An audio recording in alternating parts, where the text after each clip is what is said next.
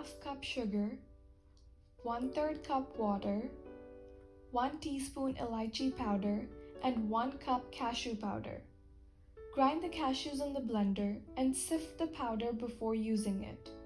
Make sure that you don't overgrind it or else the powder will start to release oil.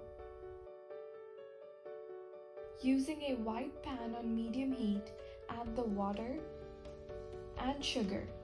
Heat the ingredients until small bubbles begin to appear, then stir gently and let it come to a rolling boil. Add the cashew powder and stir well to avoid lumps.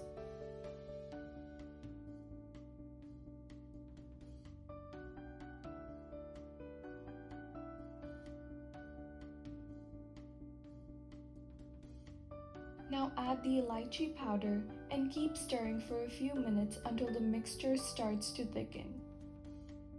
In a chilled bowl, add a little drop of the mixture and you should be able to roll it into a loose ball.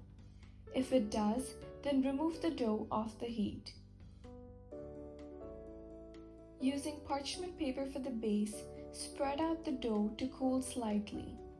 Knead well to make it smooth and glossy.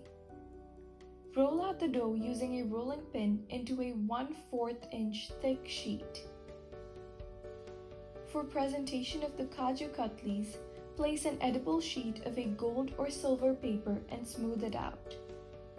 Cut the circle into diamond-shaped pieces. Then let it cool down completely and pack the Kaju Katlis between sheets of waxed paper. The Kaju Katlis are ready for the festive season.